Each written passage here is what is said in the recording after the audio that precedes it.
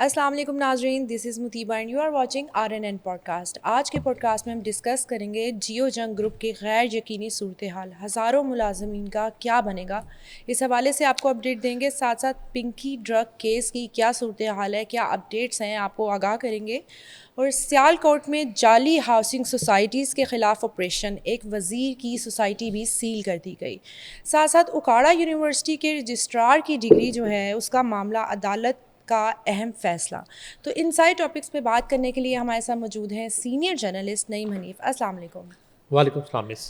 Sir, मुझे बताएं कि जियो जंग ग्रुप का जो ये सारा मामला चल रहा है और सारे हज़ारों मुलाजमीन को जो फारिग कर दिया गया है, क्या सूरत नहीं, हाल है? फारिग से मुराद है कि जी अभी तो बहुत से फारिग भी कर दिए गए। जी जैसे कुछ यूनिट्स बंद कर दिए गए, उसमें तो जाहिर है कि बहुत सारे लोगों को फायर आवाज़ एक ही दिन में बंद किया। जी एडिटर खालिद फारूकी, जिनकी कुछ 30-35 साल की रफाकत है जंग ग्रुप के साथ, और नीचे जितने हाँ मुलाजमीन थे जी सब फारिग कर दिए। वो तो आपकी बात ठीक है, मगर जब बात करते हैं ओवरऑल, जी ओवरऑल लोगों को भी फारिग नहीं किया गया। ठीक है। उनको बराए फ़रोख्त और किराए के लिए जंग और जियो की बिल्डिंग्स दस्तयाब हैं। ये इश्तिहार दे के पैगाम दिया गया है कि कि आप बची खुची इज़्ज़त के साथ खुद घर चले जाएं, ठीक है। रिज़ाइन कर दें, इस्तीफ़े दे दें। क्योंकि उनमें बहुत नाम मिस ऐसे हैं जी कि जिनको जंग ग्रुप के ऑनर मीर शकील रहमान आंखों में आंखें डाल के नहीं कह सकते ठीक कि है। आप जाएं, क्योंकि उनकी इस इदारे के लिए और पाकिस्तान की सहाफ़त के लिए जो खिदमात हैं, जी मैं अगर ये कहूँ कि कई नाम ऐसे हैं जिंदा लोगों में और मरने वालों में, जी जंग ग्रुप के जो एम्प्लॉयज़ हैं वो मीर शकील रहमान से भी सीनियर है। ठीक है। वो इतने शायद पुराने हैं। जी जी जी जी शायद उस्ताद मोहतरम मीर शकील रहमान उनकी सहाफ़त से सीखते रहे हों। ठीक है, इतने सीनियर लोग हैं। एग्जैक्टली ऐसे ऐसे नाम है। मैंने जी असल में शो तो हमने कर दिया था, जी मगर वो इतने नाम हैं और इतने बड़े नाम हैं कि मैं उस एक शो में सबका तज़किरा नहीं कर सका, सबका जिक्र नहीं कर जी सका। तो मैं आज कह लें कि ये ट्रिब्यूट शो है ठीक है। जंग के एम्प्लॉयज़ का। सही। हम उनको खराज तहसीन पेश करते हैं ठीक है। जो हमारे बड़े हुए हैं, जिनको देख के हमने सोचा और ये जसारत की और फिर कहीं ना कहीं हिम्मत की कि हमने इनकी तकलीद करनी है। हम तो उन जैसा ना लिख सकते हैं, जी ना बोल सकते हैं। ऐसे नाम हैं जिनको अमीर शकील रहमान जो है ना, जी वो भी मानते हैं। ठीक है कि वो इतने सीनियर जी, लोग हैं। वो मानते हैं भाई, उनकी तहरीरों को वो मानते हैं, ठीक है। उनकी दिलेर सहाफत को वो मानते हैं। आज मुझे फवाद चौधरी भी याद आ रहे हैं। सही। फवाद चौधरी ने बतौर वफाकी वजीर एक जगह स्पीच करते हुए कहा कि कौम के बच्चों, कौम की माओ और कौम के पेरेंट्स अपने बच्चों को सहाफत की डिग्रियां ना करवाइए, जी बिल्कुल। ना करें। बच्चों से कहा कि आइंदा मैस कॉम और इस तरह की जर्नलिज्म की डिग्रियां आप ना करें, क्योंकि इन डिग्रियों का मुस्तकबिल जो है वो तारीख है। जी ऐसी है। वो एक बंद गली है, आप उसमें वक्त ज़ाया कर रहे हैं। उन्होंने बात की, बड़ी तनकीद हुई, हमने भी कहा कि देखें जी, हमारा शोबा है, हमारी गैरत है, हमारी इज्जत है। ये फवाद चौधरी कौन होता है ये बात करने वाला? जी मैं तो सलाम पेश करता हूँ फवाद चौधरी को। अच्छा। जी जी, उनकी दूरअंदेशी थी। ठीक है। उन्होंने कितने साल पहले ये बात की, जी तो आज हो गया ना। ठीक है। जंग ग्रुप के असासे फरोख्त करने का इश्तिहार आने के बाद इस मुल्क में सहाफत जी की मौत हो गई है। ओके। सहाफत इस मुल्क में, सहाफत अब कब्र में जा चुकी है। ये मुल्क सहाफत का म्यानी साहब बन गया है। सही। ये मैं आपको बताना चाह रहा हूँ बहुत अफसोसनाक यार। सूरत हाल है। आप नाम देखिए, जी अब मैं कहाँ से शुरू हूँ कि अभी भी मुझे नाम याद आ रहे हैं, कुछ मैंने नोट किए हैं। जी लेजेंडरी महमूद शाम, ठीक है। वो 35 साल तक ग्रुप एडिटर रहे तकरीबन। ठीक है। आज भी लिखते हैं, दोबारा जंग में लिखते हैं। एक वक्त में नाराज़गी हो गई शकील साहब से, वो ARY में चले गए और ARY को उन्होंने हेड किया। मुतअद्दद किताबों के मुसन्नफ़ हैं। जी और ऐसा ऐसा कलाम उन्होंने लिख दिया, ऐसा ऐसा कॉलम लिख दिया उन्होंने। फिर यहां एक बात, जो एडिटोरियल पॉलिसी होती है, एडिटोरियल पॉलिसी जी वो जंग ग्रुप ने मुतारफ करवाई। किसी खबर पर वर्शन लेना, जी। जिसके खिलाफ खबर है उससे मौकफ लेना, ये रुझान, ये ट्रेंड जंग ग्रुप ने दिया। ठीक है। ट्रेंड सेटर है रोजनामा जंग अखबारों का और जियो चैनल्स का सही। जो भी अखबार आया वो जंग बनने आया, जी बन नहीं सका। ऐसे ही। जो मीटिंग शुरू होती थी ना, जब एक फाइनेंसर आता था, चाहे वो घी वाला होता था, चाहे हाउसिंग सोसाइटी वाला होता था, यही आप चैनल्स पे कर लें। जी। जो भी अखबार आया गुज़िश्ता 40-50 सालों में, जंग के बाद वो जंग बनने आया, जी। उनका एम बन नहीं सका। पहली मीटिंग्स में यही होता था कि जंग मीर शकील उर रहमान, नो, कभी बन ही नहीं सका। जियो के बाद जो भी चैनल आया वो जियो बनने आया। जी शुरू की मीटिंगों में मशीन कहाँ से आएगी, कैमरामैन कौन होगा, एंकर कौन साइन करना है, लेकिन वो सेठ कहता था कि जियो, ठीक है, बन नहीं सका। इसलिए ये एक बहुत बड़ा सान्या है इस मुल्क की सहाफत के साथ कि जंग ग्रुप के असासे जी आज बेचने के इश्तिहार चल रहे हैं। इरशाद अहमद हकानी एडिटर है, बहुत बड़ा नाम, नज़ीर नाजी, ज़िया शाहिद, ये तो इनमें हकानी साहब, नज़ीर नाजी, ये तो मरहूमीन है, जी लेकिन इतने इतने बड़े नाम हैं। इस इदारे की बात कर रहा हूँ, सिर्फ मैं जंग की बात कर जी रहा हूँ। कि इस इदारे में इतने बस। बड़े बड़े नाम हैं। उसके बाद जाके ज़िया शाहिद ने खबरें बना दिया, और अजहर सुहेल, रजा सुहेल, शोरिश मलिक रावलपिंडी जंग, जी इफ्तिखार अली जंग पेशावर, ये लेजेंड है। अताउल्ला कासमी, जी फिर इफ्तिखार अहमद, और उसके बाद वो 1990 में पाकिस्तान की मीडिया की तारीख का पहला इलेक्शन सेल बना, ठीक जिसकी है। निगरानी खुद मीर शकील रहमान ने की और इफ्तिखार अहमद ने उसको सुपरवाइज किया ठीक है। और फिर उसे रन किया, और ये सिलसिला आज तक चल रहा है। अभी मैं आगे चल के बताऊंगा कि उस इलेक्शन सेल ने 1990 से लेके आज तक हर इलेक्शन के जो रिजल्ट्स दिए वो हर पार्टी ने मनोअन तस्लीम किए, सिवाय एक वाकया 2013 का, मैं आगे जाके बताऊंगा आपको। इतना बड़ा कंट्रीब्यूशन अतर मसूद साहब, जी उस्मान यूसुफ, जो मेरे उस्ताद, जिनके अंडर मैंने काम किया, उनसे बड़ा कुछ सीखा। और एक मौके पे बड़ा अच्छा हो गया कि जंग की सीढ़ियां वो उतर गए बर वक्त। अंजुम रशीद, हसन निसार चौराहा, लोग इंतजार करते थे किस दिन आएगा, गालबन पेज 2 पे छपता था। जी के बाद जवान नज़ीर मरहूम, सिर्फ जवान नज़ीर पे ही अगर मैं शो शुरू कर दूं तो मुझे 4 शोज करने पड़ेंगे कि उनके साथ क्या हुआ और क्या किया गया। ये सिलसिला असल में तब से शुरू हो गया था जब जवान नज़ीर की मौत हुई। ठीक है। आज के सारे एम्प्लॉयज़ को जवाद नज़ीर मरहूम की मौत से समझ जाना चाहिए था कि हमारे साथ क्या होना है, ठीक है। लेकिन बदकिस्मती। ट्रस्ट किया उन्होंने।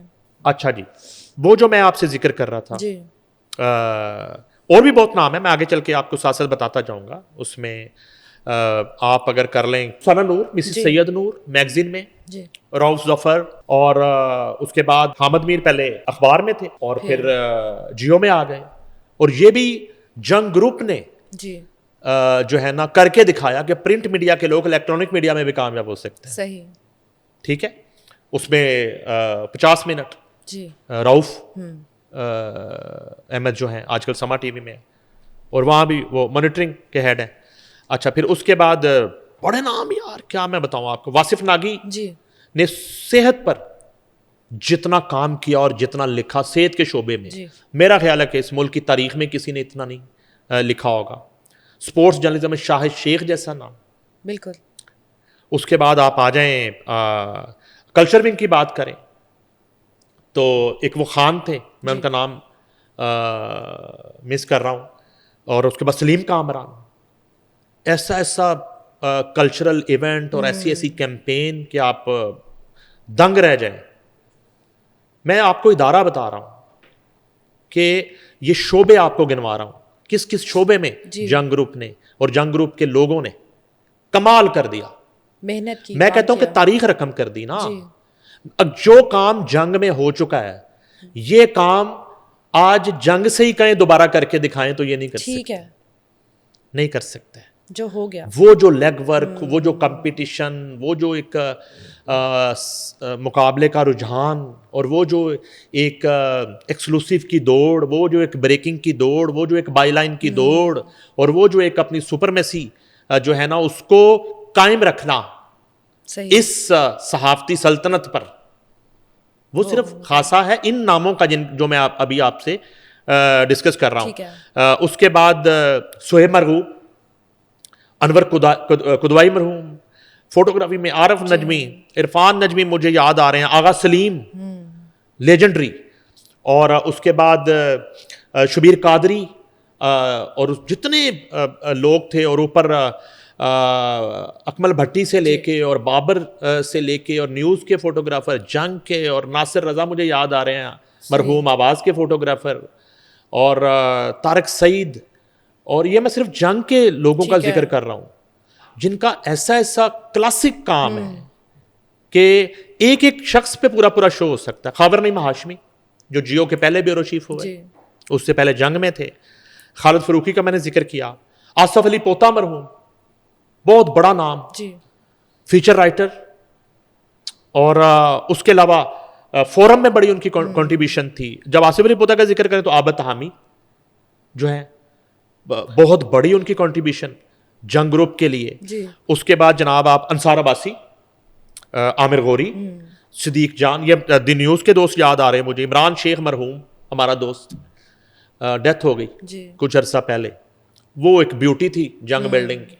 सही। जब उसने जंग से उतर के डिनर के लिए प्रेस क्लब की कैंटीन पे पहुंचना और वहां से वापस जंग आना है, तो उधर की कहानियां फिर ऊपर चढ़ते हुए जंग रिपोर्टिंग में आना है। तो एक कल्चर था और सब कुछ हो रहा होता था, लेकिन जब जंग अखबार सुबह छप के मार्केट में आता था तो वो सबसे मुनफरद होता था। मेरा नहीं ख्याल कि आज के दिन तक भी जंग की लीड जो है वो मीर शकील रहमान खुद फाइनल ना कर। सही। उनका भी एक रोल जो है वो कोई एक टिपिकल सेठ का रोल नहीं था, वो प्रॉपर अब वो कहते हैं कि ये कारोबार था। माजी में उनके लिए सहाफत कारोबार नहीं था। ठीक है। उन्होंने इसको एक दौर तक इबादत की तरह भी किया, खिदमत की तरह भी किया, मगर आज वो कहते हैं ये कारोबार है। अच्छा जी, उसके बाद इसी बिल्डिंग की बात करें तो मुझे इमरान शेख, साबर शाह, कितने हमारे दोस्त। नीचे आ जाएं, जंग रिपोर्टिंग में रियाज शाकर मरहूम, पाकिस्तान का बेस्ट कोर्ट रिपोर्टर, सही, जो जजेस के चैम्बर में जाके उनसे केसेस डिस्कस करता। ओके। और किसी की रसाई नहीं होती थी आप वो। और मैं चीफ जस्टिस जितने गुजरे हैं उनकी बात कर रहा हूँ। ये एक एतमाद का रिश्ता था रियाज शाकर का, अदालती सहाफत के हवाले से इतना उन पे ट्रस्ट होता था, उनसे चीज़ें शेयर कर ली जाती थी, लेकिन रिपोर्ट वो करते थे जो आइन जिसकी इजाज़त देता था और सहाफ़त की जो इक़दार जिसकी इजाज़त देती थी वो, और उसी में फिर एक्सक्लूसिव और ब्रेकिंग भी होती थी। आज की कोर्ट रिपोर्टिंग जो है बहुत सारे उसमें शागिर्द हैं उनके। फिर मैं आपको जिक्र कर रहा था जंग फोरम का। अब ज़ियाद शाहिद ने गालबन ये शुरू किया, उसके बाद जावेद जमाल दस्तगीर थे मरहूम, फिर इफ्तिखार अहमद ने संभाला। ठीक है। और फोरम में भी इस तरह का फोरम किया कि जैसे वो प्रिंट मीडिया का एक टॉक शो है। ठीक है। जिस तरह आप टॉक शो करते हैं जी। इस तरह फोरम होते थे जिसमें मेहमान के साथ सवालों जवाब और अंदर की बात और कलर पेजेस उसके छपते थे और लोगों को इंतजार होता था। फिर लाइव कॉल्स होती थी। ठीक है। नंबर दिया जाता था कि जी अपना, और ये तो चलो जंग की बिल्डिंगें तो अब बिक रही हैं, वो फोरम कहाँ चला गया इतने साल से, वो कहाँ चला गया, वो कहाँ चले गए आपके इलेक्शन सेल, वो कहाँ चलेगी आपकी एडिटोरियल पॉलिसीज, वो कहाँ चलेगी आपकी ट्रेंड सेटर जर्नलिज्म। अच्छा, और मैं नाम आपसे चंद शेयर करता हूँ जो इस फोरम में जो मुझे कुछ याद आए, कुछ मैंने पुराने दरीचों से।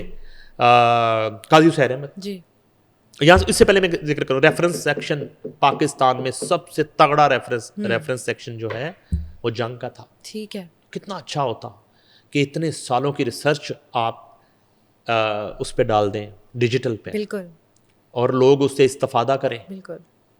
वो लाखों की तादाद में जो है ना वो जंग अखबार के बंडल जो हैं रेफरेंस सेक्शन में वो उल्ली लग रही है उनको, और प्रायोरिटी चेंज होने की बात है। जी काजी हुसैन अहमद, मुर्तज़ा भुट्टो, नुसरत भुट्टो, जुल्फ़िकार अली भुट्टो शहीद, बेनज़ीर भुट्टो शहीद, आज के प्राइम मिनिस्टर शहबाज शरीफ, ये जंग बिल्डिंग में फोरम हुए इनके, क्या बात है। वहाँ पे ये आए हैं चल के, ठीक है और एक रवायती इनका इस्तकबाल हो रहा है, लेकिन अंदर जाके सवाल भी पूरे हो रहे हैं। ठीक है। ठीक है, वहाँ कोई माफ़ी नहीं है। फिर कल्चरल जो फोरम हुए हैं ठीक है। उसमें आशिफ चौधरी मरहूम, बहुत बड़ा नाम जंग ग्रुप का, ताहिर सरवर मीर, आगे जो नाम है वो नुसरत फ़तेह अली खां आ रहे हैं जंग फोरम में, सही। मलका तरन्नुम नूर जहां आ रही है क्या बात जंग फोरम में, उस्ताद सलामत अली खां आ रहे हैं जंग फोरम, शहनशाह गजल मेहदी हसन आ रहे हैं, और आगे तो छोड़ देना इंडियंस आ रहे हैं जंग फोरम में। पाकिस्तान अगर दलेर मेहदी आ गए तो वो जंग फोरम में आ रहे ठीक है। हैं, शत्रुघ्न सिन्हा आ रहे हैं तो जंग उधर आ फोरम में। रहे ये जंग क्या बात जंग है, क्या फोरम बात आपको बता रहा हूँ, ये अपनी जुबान में हम कंटेंट कहते हैं, जी। आजकल वो बदल गया। ये था जंग का कंटेंट, कंटेंट। और इतना डिफरेंट, इतना यूनिक और इतना बड़ा, जिसने जंग को मोतबर रखा और किया। और मैं इसलिए कैटेगोरिकली चीज़ों को डिस्कस कर रहा हूँ जी। कि आपको अंदाज़ा हो जाएगा कि- कि जंग अखबार का मतलब ये शकील रहमान नहीं था। ठीक है। जंग अखबार का मतलब ये सब वो स्वीपर भी था, ठीक है। जो फोरम हॉल की उस रिपोर्टिंग सेक्शन की सफाई करता था। वो चाय वाला भी था, जो चाय लेके आता था, जिसको एक ही दिन में आपने वो सबको फारिग कर दिया, जी नौकरी से निकाल दिया, ये सोचे बगैर कि उनका पसीना शामिल है जिंदगी इस एम्पायर में। अच्छा, फिर आ जाएं आप, मैंने बताया आपको इलेक्शन सेल का ट्रेंड 1990 में जंग में इलेक्शन सेल शुरू क्या हुआ, बात और उसके बाद हर इलेक्शन एक तो रिजल्ट जो है ना आपके, ये जो ऑफिसर्स होते हैं, मैं नाम भूल गया हूँ, जो मैनेज हो जाते हैं, जी जी जो बिक जाते हैं और वो रिजल्ट चेंज होते हैं, ठीक है। तो वो थे इलेक्शन कमीशन के हवाले जो ऑफिसर्स होते जी हैं। अच्छा, एक तो वो थे, मगर इधर एक रिजल्ट जंग में कंपाइल हो रहा होता था, ओके और पूरे मुल्क में जंग इलेक्शन सेल के लोग फैले होते थे। ठीक है। ठीक है, और 3 माह के लिए एक आर्जी हायरिंग भी होती थी, उनमें कुछ लोगों को कैरी कर लिया जाता था, वो ठीक है। जंग इलेक्शन सेल में आए और बाद में जंग के मुलाजम हो गए। ठीक है, प्रॉपर पार्ट ठीक है। बन गए। तो 1990 से लेके 2024 के इलेक्शन तक जी जो जंग इलेक्शन सेल के रिजल्ट्स हैं, मेरी नज़र में वो 100% रहे, क्या बात है। सिवाय 2013 में इफ्तार अहमद उसको लीड कर रहे थे। ठीक है। उन्होंने एक ट्रेंड जो है वो जब चलाया, तो मियां नवाज शरीफ ने आके माल्टन 180 एच ना वो टेरेस पे तकरीर कर दी, ठीक है। तो वो एक इल्ज़ाम लग गया जंग इलेक्शन सेल पे कि इन्होंने मिली भगत से, ठीक है। जिसके बाद 15 दिन तक जंग में और जियो पे चैलेंज चलता रहा इलेक्शन सेल का कि इमरान खान जो गिला कर रहे हैं पीटीआई, वो आए, ठीक है। हम उन्हें सारे नताइज देते हैं फॉर्म 45 के मुताबिक, ठीक है। वो अपनी तसल्ली करें। और ये जो रिटर्निंग ऑफिसर्स की मैं बात कर रहा जी था, जी और आरओस की बात कर रहा था, जी। ठीक है, ये उधर का रिजल्ट था, जी। ये जंग का रिजल्ट था। ठीक है। तो चैलेंज करते रहे, लेकिन वो आए नहीं इमरान खान, वो 4 हलकों की तरह नहीं आए। सही।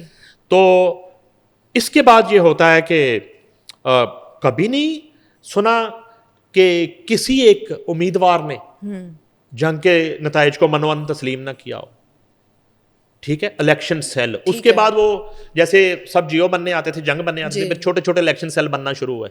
ओके। लेकिन वो हमें पता है, क्योंकि हमने धूप और छाँव में सड़क पे काम किया, आंसू गैस की शेलिंग में काम किया, तो हमें पता है कि वो रिजल्ट उन्हीं को कॉपी कर रहे होते जी थे, ऊपर ठीक नीचे है। करके, क्योंकि वो इंफ्रास्ट्रक्चर, वो सिस्टम नहीं था जो मीर शकील रहमान ने बना दिया था, ठीक है। और जंग के लोगों ने बना दिया था, इफ्तिखार अहमद ने बना दिया था। इतने बड़े लोग हुए, जी आज पता नहीं क्यों उनकी खिदमात, उनकी स्ट्रगल, उनकी जंग ग्रुप के लिए खिदमात जो हैं, उनको भी शायद भूल गए मालकान।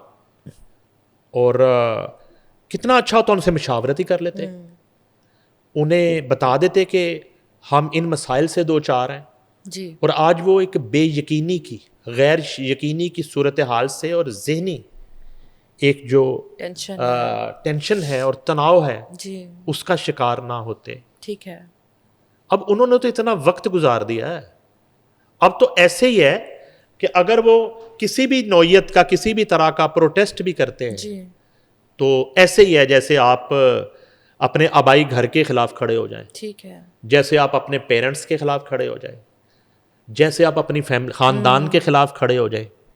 अब उनकी तो उनका तो सिचुएशन ये हो गई ना। जी मैं अभी जंग रिपोर्टिंग जो है, हाँ जी लाहौर रिपोर्टिंग, जंग लाहौर रिपोर्टिंग जो है जी वो बिल्कुल ही एक उसकी इनफरादियत रही पूरे मुल्क की स्टेशंस की जो है ठीक है रिपोर्टिंग के हवाले से। तो मुझे चूंकि जंग लाहौर में इत्तेफाक हुआ काम करने का, तो उसमें कितना कितना बड़ा नाम। मैंने उससे पहले जो मैं जिक्र कर रहा था उसमें मैं अनवर कुदवाई साहब का जिक्र तो नहीं भूल गया, आरफ नजमी, इरफान नजमी, हाँ अनवर कुदवाई साहब का नाम मैंने, फरा वड़ाइच जी एडिटर हुई हैं, बड़ा ज़बरदस्त उनका कंट्रीब्यूशन रहा।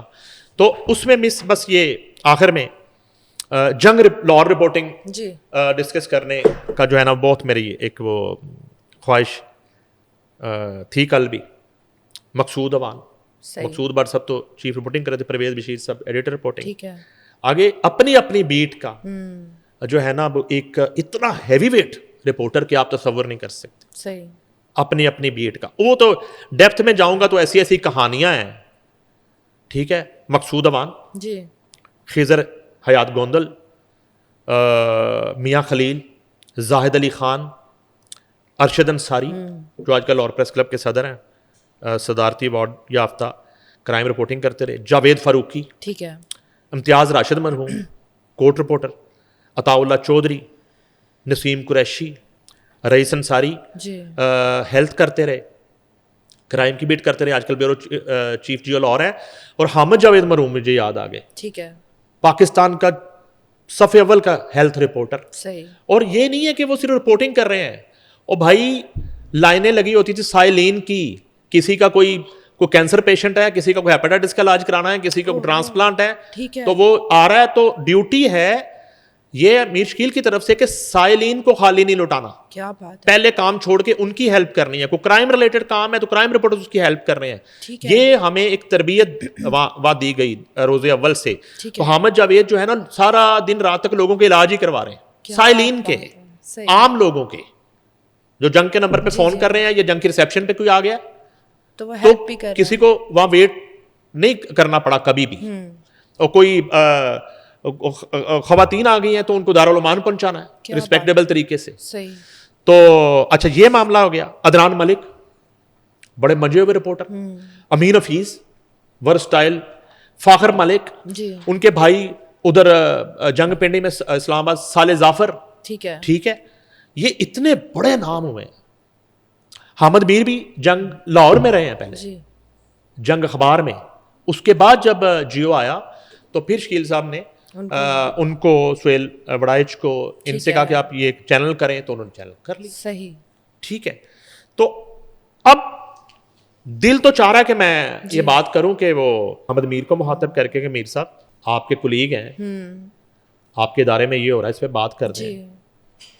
शाहजेब खानजादा मुल्की इशू की तरह इस पर बात कर दें, ठीक है ना खामोशी इख्तियार करें। उनको लंदन या अमेरिका में गालियां पड़ी, सबसे पहले मैंने शो किया था मजम्मत का। शहजाद इकबाल, हो जाए बात ज़रा। रिपोर्ट कार्ड में मज़हर अब्बास बैठते हैं, हमारे सीनियर हैं ट्रेड यूनियन में, ठीक है उनका तो बनता है इस पे बात करें।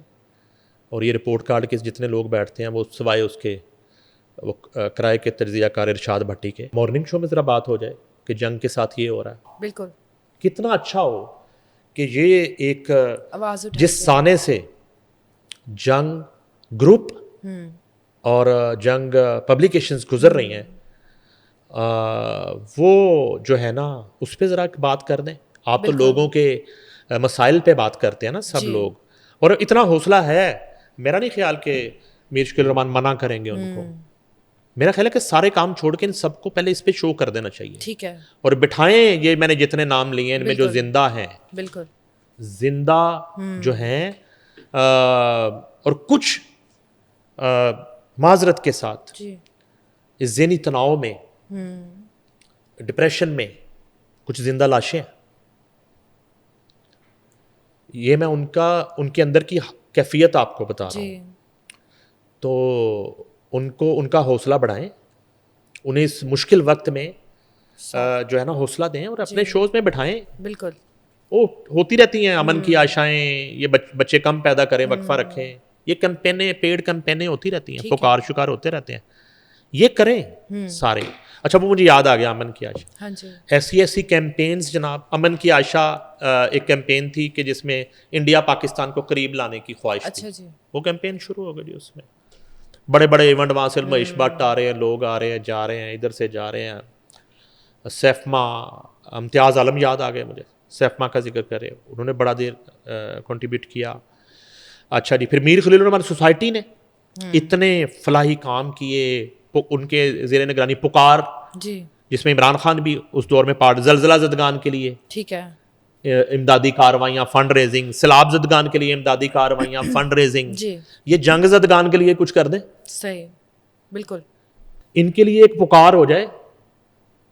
ये जो आपने ट्रेंड सेट किया है कि बुलेटिन के दौरान आप कहते हैं कि आप लेते हैं वक्फा, तो बच्चों में भी वक्फा रखें। ये जो कैंपेन आप आजकल कर रहे हैं, तो जंग ग्रुप के इतने इतने सीनियर लोगों को टेंशन देने में थोड़ा वक्फा हो जाए। जी। अगर वक्फे की कैंपेन तो चल रही है ना, तो एक वक्फा इधर भी हो जाए कि कुछ अरसा उन्हें सुकून से गुजार लेने दें। बिल्कुल इतने सालों से सिर्फ एक तलवार लटकाई हुई है कि लिस्टें बन गई, जो जो इलेक्ट्रॉनिक मीडिया कर सकेगा वो रहेगा, जो प्रिंट सिर्फ नहीं कर सकेगा वो प्रिंट से फारग समझे। अच्छा। रिपोर्टिंग फारग, न्यूज़ रूम फारग कर देंगे, दो लोग सिर्फ काम। ये बड़े अरसे से तलवार लटक रही है, और ये कब से लटक रही है? ये मीर शकील रहमान की नैब में गिरफ्तारी से पहले के ओके। ये मसाइल चल रहे हैं। ठीक है तो हो जाए वक्फा, लोगों को ज़ेनी अजियत देने में वक्फा हो जाए थोड़ा सा। सही मीर खलील रहमान सोसाइटी की फलाई कामों की तरह एक फलाई काम हो जाए जंग जदगान की कुछ मदद के लिए। उन्हीं की रूह को जो है ना एक तस्कीन मिलेगी, बिल्कुल बड़े मीर साहब की। जी तो करें और अमन की आशा कर लें, अमन से रहने दें, जीने दें। आपका तो स्लोगन है जी और जीने दो, तो इनको तो मरने से बचाएं। सही मैं तो इस नतीजे पे पहुंचा हूं कि मीर खलील रहमान का जो ख्वाब है जी वो बराए फरोख्त है, उसको बेचने पे लगा दिया गया। सही अपने हाथ से अखबार लिखने वाले लेजेंड मीर खलील रहमान का जो ख्वाब था वो आज बराए फरोख्त है। और गालबन इसी बिल्डिंग से, इस हिस्टोरिकल बिल्डिंग से, डेविस रोड वाली बिल्डिंग से उन्होंने आगाज किया था। आज वो बराए फरोख्त है, किराए के लिए खाली है, वो कोई सूदखोर बैंक वाला ले लेगा, ठीक है और कोई भी फिर ले ले वहाँ पे उस फोरम हॉल में। दिल करें कि कोई डांस क्लब बन जाए जिसमें मुल्क की तकदीर जी डिस्कस होती थी, मुल्क का मुस्तकबिल डिस्कस होता था, जिसमें इश्यूज के सोल्यूशन की बात होती थी। अब चाहे वहाँ पे गज़ल नाइट रख लें। सही एक लम्हे के लिए मुझे फिर वो वाक़या याद आता है कि इन लोगों की जो एक सहाफ़ती जिम्मेदारी थी वो तो अपनी जगह, जब भी जंग ग्रुप पे मुश्किल वक्त आया, ये वो लोग हैं जो मीर शकील रहमान के साथ खड़े हो गए, इदारे के साथ खड़े हो गए, अपनी जान पे खेल गए। और इसका कोई अलग मुआवजा नहीं होता था, ये लॉयल्टी थी इदारे के साथ, तनख्वाह वही थी सही जो वो अपने काम की लेते थे। चाहे वो सब एडिटर था, चाहे रिपोर्टर था, चाहे कैमरामैन था, चाहे कोई एडिटर था, ठीक है चाहे कोई मैगजीन में काम करने वाला था, चाहे कोई हेल्पर था, स्वीपर था, रिसेप्शनिस्ट था, कोई भी था, ड्राइवर था, तनख्वाह उसकी वही थी। ठीक है उसी तनख्वाह में वो इदारे के लिए जी। लड़ मर जाता था, चाहे वो मुशर्रफ का मार्शल लॉ हो, चाहे वो नवाज शरीफ के साथ जंग ग्रुप की लड़ाई हो। ठीक है ये मैंने 3 माह खुद मैं सड़कों पे रहा हूं, जब इस मुल्क में एक यूनियन होती थी, ठीक है टोटे टोटे नहीं थी। मैं 3 माह सड़कों पे रहा हूं सिर्फ जियो की बहाली के लिए। सही। 3 माह मुतअद्दद मुकदमात, परवेज़ लाई वज़ीर आला पंजाब और परवेज़ मुशर्रफ सदर पाकिस्तान, मार रोड पे दफ़ा 144, और हम डेली जुलूस निकालते थे, रैली निकालते थे अपने इदारे के लिए। प्रेस क्लब के बाहर 3 माह कैंप लगा, जियो बिल्डिंग के नीचे डेविस रोड पे 3 माह कैंप लगा। वो मैंने इन कारकुनों ने जी। वो तहरीक चलाई। ठीक है। कुर्बानियों का सिला कौन देगा? जो अपनी जान पर खेलकर कारकुनों ने आपका हमेशा साथ दिया, जी। उसको हम आज़ादी सहाफ़त की लड़ाई बना देते थे, जी। मगर असल में तो हम सेठ की लड़ाई लड़ते थे। आज हमें इस बात की समझ और अकल आ जानी चाहिए। तो इन लोगों के साथ ये हो रहा है जिन्होंने ये तमाम तर सोबतें इदारे के लिए आउट ऑफ द वे सही, जेलें काटी, पर्चे करवाए, ओके। दुश्मनियां ली। जी। और उस वक्त बिल्कुल मुझे कहने में कोई नहीं है कि 3-3 दफ़ा तो मेरी बात होती थी ओके। दिन में मुशर्रफ के मार्शल्ला में, ठीक है। सेठ से जी। कि आज क्या करना है। तो मैं बताता था कि आज वकला के साथ रैली नहीं करी, आज क्या करना है, आज पीपल्स पार्टी के साथ है, आज सिविल सोसाइटी के साथ है, आज नून लीग के साथ है, आज जो है ना फनून लतीफ़ा के लोग आ रहे हैं। तो डेली 3-3 दफ़ा बात होती थी। और अल्हम्दुलिल्लाह जैसे जियो जो है वो बहाल हुआ, और फिर अदलिया बहाल, जजिस बहाली की तहरीक जी। पैरेलल चल रही थी, तो जब हमें ये कामयाबी मिल गई तो फिर उसी तरह मुझे ही बात करने में कई दफ़ा 2-2 माह लग जाते थे। ओके। तो आखिरी बड़े एक बोझल दिल के साथ आखिरी फिक्रा यही है कि पाकिस्तान में सहाफ़त का बाब बंद नहीं हुआ, किताब बंद हो गई। आगे बढ़ते हैं सर, पिंकी ड्रग केस के हवाले से बताएं कि क्या अपडेट्स हैं उसमें। पिंकी ड्रग केस में तो डेली नई डेवलपमेंट है जी। मिस। और मैंने जो आपको पिछले शो में कहा था कि बहुत सारे चेहरे बेनकाब हो रहे हैं, हाँ जी। लाहौर पुलिस के बहुत बड़े नाम जो है ना, अच्छा। वो मंजरे आम पे आना शुरू हो गए हैं। ठीक है। और उनमें कुछ लोग ऐसे हैं, कुछ काली भेड़ें ऐसी हैं जिन्होंने पिंकी को लाहौर से फरार करवाया। ओके। ठीक है। ठीक है। बाकी तो अब कहानियाँ आती जा रही हैं। पिंकी जो है वो यूनिवर्सिटी ऑफ मनशियात से उसने मास्टर किया। ठीक है। ठीक है। बल्कि पीएचडी की है। और वो ड्रग खुद तैयार करती थी। और बताया जा रहा है उनके बारे में, देखें हम कोई बड़ी हस्तियों के बारे में जी। उनकी एक ऑटोबायोग्राफी डिस्कस करते थे। जी। आज पिंकी का हम जिक्र कर रहे हैं कि बिल्कुल। पिंकी कहाँ पैदा हुई, क्या पिंकी के किया? घर का माहौल क्या था, जी। पिंकी के पेरेंट्स क्या कर, पिंकी के 3 भाई थे, चुन्नू मुन्नू कुन्नू, और तीनों मंशियात का काम करते थे। बहुत बड़ा बिजनेस। और पिंकी ने नशों का आगाज़ शराब नोशी से किया। किताब लिखी जा रही पिंकी के ऊपर। बिल्कुल। फिर उन्होंने आहिस्ता आहिस्ता उसमें कोकीन शामिल करना शुरू की। और पिंकी जो भी फार्मूला बनाती थी ड्रग का, पहले अपने खुद पर अप्लाई करती थी, ना किसी बिल्ली पे करती थी, ना कुत्ते पे करती थी। ठीक है। और ना ही किसी नशई पे करती थी, अपने आप पर करती थी। फिर वो उसका रिजल्ट देखती थी। फिर पिंकी यानी कि पिंकी एक ईमानदार फैक्ट्री, ठीक है, और लेबॉर्ट्री थी। क्या बात। तो उसके बाद अब ये है कि जैसे मैंने बताया कि लाहौर के पुलिस ऑफिसर्स और हाँ, और उनमें एसपी लेवल के भी एक आध उस वक्त के पुलिस ऑफिसर का नाम आ रहा है। ठीक है। इन्वेस्टिगेशन शुरू हो गई है। और मुझे लगता है कि कराची वाले केसेस के बाद पिंकी जब लाहौर वाले केसेस में लाहौर लाई जाएगी तो पिंकी की इन्वेस्टिगेशन सीसीडी करेगी। ओह, ठीक है। जब पिंकी की इन्वेस्टिगेशन सीसीडी करेगी जी, फिर यहाँ तो पिंकी ये काम छोड़ेगी और यहाँ दोबारा काम करने जोगी नहीं रहेगी। ठीक है। सीसीडी के हाथ में जा सकता है केस। ये मेरा ख्याल है जाना भी चाहिए, क्योंकि देखें यहाँ पे अगर इस तरह का कोई केस आता है तो जो फिर पुलिस उस वक्त की जो हरारकी थी पुलिस की, लाहौर पुलिस की, उन्होंने जो गुल खिलाए और कमज़ोर प्रोसिक्यूशन, और पिंकी जो है ना आराम से मक्खन में से बाल की तरह निकल जाती है और वो कराची में जाके दंदनाती है और लाहौर में उसका पूरा नेटवर्क काम कर रहा होता है, तो ये तो सवालिया निशान है। बिल्कुल। तो इस तरह की सूरत हाल में अब फिर जो है आपने लाहौर पुलिस के हवाले कर देना पिंकी को, मे बी अब फैसल कामरान है या बिलाल सिद्दीक कमियाना है जी वो कोई बेहतर तफ्तीश कर जाएं और जिशान जो है डीएज इन्वेस्टिगेशन वो कोई बेहतर अंदाज में जो है ना इसको कैफरे किरदार तक पहुंचा पाएं। लेकिन बेहतरीन हल सीसीडी इसलिए कि सीसीडी ने ही क्रैक डाउन किया ना। ठीक है।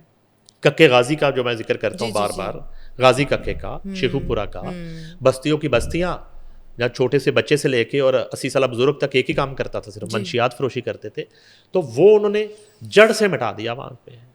फिर जो ये बॉर्डर के साथ एरियाज में जो क्रैकडाउन्स हुए, जी तो ये जो है उन्हीं की डोमेन बनती है, जी। केस तो ये उन्हीं का बनता है। ठीक है।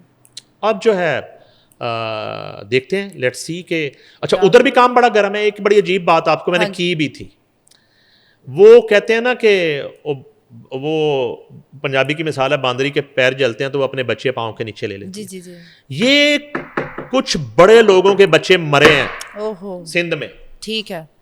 कुछ बड़े लोगों के बच्चे पिंकी नेटवर्क की मंशियात से मर गए। मरे हैं, कुछ रिहैब्स में हैं ओके। और कुछ जिंदगी और मौत की कश्मकश में हैं। जब उनको हाथ पड़ा ना तो फिर पिंकी नेटवर्क के खिलाफ ऑपरेशन शुरू हुआ, ठीक है। इससे पहले नहीं हुआ।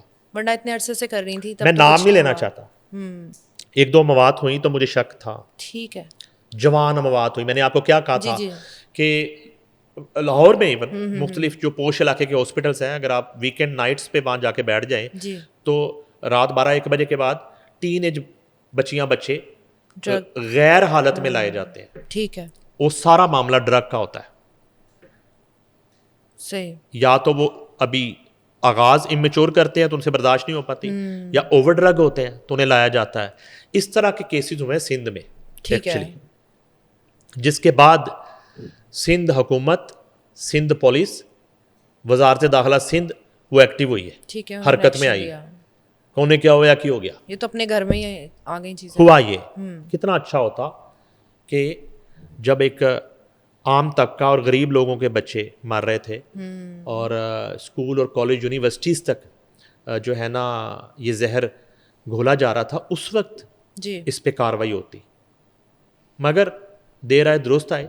लेकिन इधर मामला जो है ना वो कड़ियाँ बड़ी मिल रही हैं और इस वक्त बाज़ ऐसे जगह भी इन्वेस्टिगेशन हो रही है जिसका किसी को पता नहीं है। ठीक है।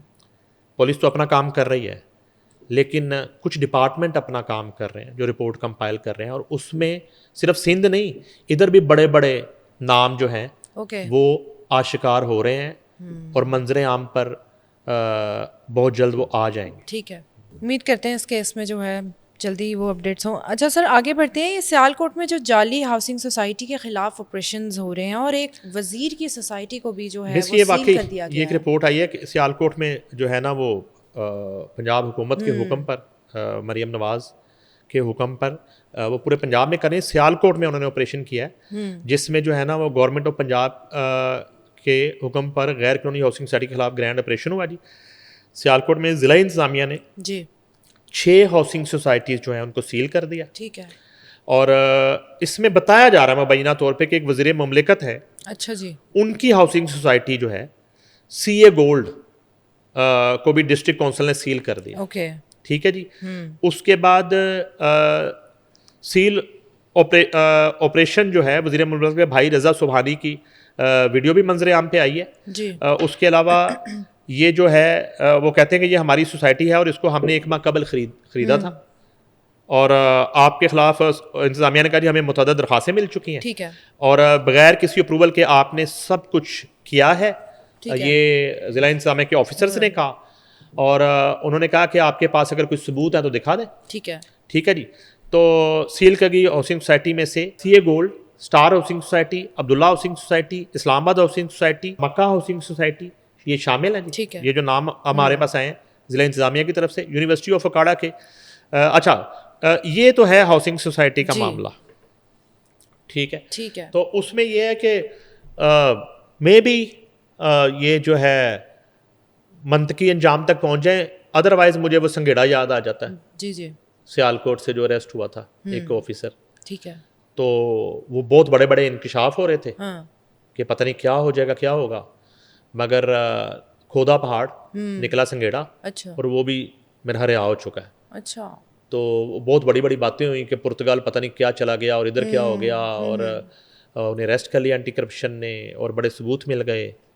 मेरा ख्याल है संगेड़ा अब कुछ भी किसी नहीं की होगा। हिरासत में नहीं है। ठीक है अगर जुडिशल भी हो गया तो समझो ऐसा करप्ट आदमी है वो रिहाई तस्वर किया जाए। ठीक है तो वो जनाब इस तरह का मामला, सियालकोट में तो इस तरह का मामला है। ठीक है। आगे बढ़ते हैं। उकाड़ा यूनिवर्सिटी के रजिस्ट्रार की डिग्री का मामला जो है वो अदालत का अहम फैसला आ गया कोई उस पर। उसमें मिस ये इतला आई है कि यूनिवर्सिटी ऑफ उकाड़ा के रजिस्ट्रार की तैनाती जो है वो हाई कोर्ट में चैलेंज हुई थी, ठीक है और दरखास्त गुजार SM चौधरी की जानब से कानूनदान सफदर शाहीन पीरज़ादा ने जस्टिस खालिद इसहाक की अदालत में दलाइल दी हैं। ठीक है ये सफदर शाहीन पीरज़ादा बड़े मंजे हुए सुप्रीम कोर्ट के वकील, बहुत बड़े बड़े इन्होंने केसेस जो हैं लड़े हैं और विन किए हैं। जी और इसमें जो है रजिस्ट्रार जमील आसम जैसे बंदों को तो जेल में होना चाहिए। ये यूनिवर्सिटी ऑफ अखाड़ा के रजिस्ट्रार जैसी अहम सीट पर तैनात है, ये वकील ने कहा, ये दलाइल दी है। उन्होंने कहा जी बासर ब्यूरोक्रेट्स की डिग्रियां भी इसी यूनिवर्सिटी से हासिल की गई थी जो नौकरियों से फारिग हो चुके हैं। ओके ये सफदर शाहीन पीरज़ादा दलाइल दे रहे हैं। उसके बाद कहते हैं बासर लोगों के सिफारशी भी बासर होते हैं। ये जज साहब ने कहा, जी मोहतरम जस्टिस खालिद इसहाक साहब ने। उन्होंने कहा जी जमील आसम की मास्टर इंफॉर्मेशन टेक्नोलॉजी की डिग्री प्रिस्टन यूनिवर्सिटी लाहौर कैंपस से हासिल की गई है। ओके वकील, प्रिस्टन यूनिवर्सिटी का लाहौर कैंपस हायर एजुकेशन से मंजूर शुदा नहीं था, ओह ठीक है, अच्छा जी जबकि यूनिवर्सिटी भी लाहौर कैंपस से लाताल्लुकी का इजहार कर चुकी है। ठीक है ये सफदर शाहीन पीरज़ादा कह रहे हैं। लाहौर हाई कोर्ट और सुप्रीम कोर्ट इस कैंपस को गैर कानूनी करार दे चुकी है। ओके सफदर शाहीन कैंपस ही पीरज़ादा। हायर एजुकेशन कमीशन ने इस कैंपस के तलबा की डिग्रियों की तस्दीक से भी इनकार कर दिया। ओहो सफदर शाहीन पीरज़ादा। प्रिस्टन यूनिवर्सिटी लाहौर का कैंपस गैर मंजूर शुदा करार पाकर बंद हो चुका है। तो रजिस्ट्रार जमील आसम की डिग्री असली कैसे होगी? सही ये दलाइल है। ठीक है जैली डिग्री होने की बिना पर जमील आसम यूनिवर्सिटी के रजिस्ट्रार जैसे अहम ओहदे पर कैसे तैनात रह सकते हैं? वकील सफदर शाहीन पीरज़ादा। अदालत ने अगली समात पर रजिस्ट्रार यूनिवर्सिटी ऑफ ओकाड़ा से मुतल्लिका तफसीलात तलब कर लिए। तो ये जमील आसम पता नहीं कब से कितनी मरात ले रहे थे और कितने डिज़र्विंग लोगों की हक तलफी हुई होगी। बिल्कुल और जो है वो ऐसी पोस्टों पे लोग ऐसे पहुंच जाते हैं और फिर किस किस का शेल्टर होगा। मेरा ख्याल है कि खाली जमील आसम का मामला नहीं है, जी जो जिसने इनको तैनात किया, हाँ जी। अगर ये साबित हो जाता, और सफदर शाहीन पीरज़ादा जिनका जो ट्रैक रिकॉर्ड है वो तो लगता है कि वो तो ऐसे केस को हाथ ना डालते जो कमज़ोर होता। ठीक है तो ये बड़ा स्ट्रॉन्ग केस है जी। उनका। तो फिर उन लोगों के खिलाफ कार्रवाई होनी चाहिए जो लाए थे, जिसने पहली कॉल की कि ये आ रहे हैं, इनका इंटरव्यू कर लें, जी एक फॉर्मेलिटी की, ड्रामा किया, प्रोसेस किया, एक इश्तिहार दिया, और वो जो लाइनों में लग के बेचारे लोग जो है ना वो इतनी इतनी तालीम हासिल करके, और उनके इंटरव्यू भी हुए होंगे, उनके टेस्ट भी हुए होंगे, और ये सब ड्रामा हुआ होगा, उनके ये साथ कैसा टाइम है? वेस्ट किया उनका उनके जज्बात के साथ खेला गया, इसकी प्राइस कौन देगा? बिल्कुल और इनके पीछे कौन कौन था? उन सब को जो है ना, अगर वो रिटायर हो चुके हैं जी तो उनसे उनकी तमाम मुराद वापस ली जाए, उन्हें पनिश किया जाए। उतना ही जिम्मेदार ये जमील आसम होंगे अगर इनके खिलाफ साबित हो जाता है ठीक ये है इल्ज़ाम। जितने जमील आसम है उतने ही वो लोग जो इनको लाए थे, ठीक है वो सारी चेन जो है बिल्कुल वो बिल्कुल पकड़नी चाहिए। जी बिल्कुल ठीक हो गया सर, बहुत शुक्रिया आपका। Thank you so much for watching. For more updates please subscribe RNN TV।